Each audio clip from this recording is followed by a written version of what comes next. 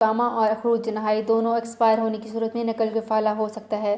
جی ہاں، سعودی عرب میں وزارت افرادی قوت و سماجی بہبود کی جانب سے گھریلو کارکن، جن میں فیملی ڈرائیور، چوکیدار، ملازمہ وغیرہ شامل ہیں، کے حقوق کا بھی اسی طرح سے تحفظ کیا جائے گا جس طرح تجارتی اداروں کے کارکنوں کے حقوق کا تحفظ کیا جاتا ہے۔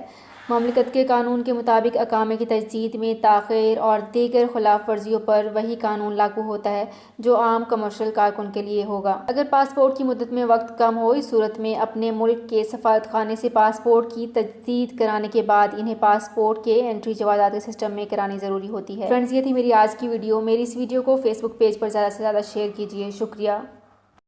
سعودی عرب میں مقیم غیر ملکیوں کے لیے بہت بڑی خوشخبری آ گئی ہے۔ اب کوئی بھی شخص جو اپنے ملک جانا چاہتا ہے اور اس کا اقامہ ایکسپائر ہو یا اقامہ ویلڈ ہو، شرکہ بند ہو، مسسہ بند ہو یا کفیل چھٹی نہ لگا رہا ہو یا کوئی بھی مسئلہ ہو، تو آپ ہمارے ساتھ رابطہ کریں۔ ہم انشاءاللہ آپ کو 3 دن کے اندر اندر ایمبیسی کے ذریعے آپ کا خروج لگا کر آپ کو آپ کے ملک واپس بھیج دیں گے۔ کوئی بھی انڈین، پاکستانی، نیپالین، بنگلہ دیشی، سری لنکن یا کسی بھی ملک کا ہو، وہ آسانی سے بغیر کسی پریشانی کے اپنے ملک واپس جا سکتا ہے۔ جی ہاں، اسکرین پر آپ کے سامنے جو نمبر شو ہو رہا ہے، اس پر آپ کانٹیکٹ کریں۔ انشاءاللہ 3 دن کے اندر اندر آپ کو آپ کے ملک واپس بھیج دیا جائے گا۔ مطلوب کیس والے رابطہ نہ کریں۔ شکریہ۔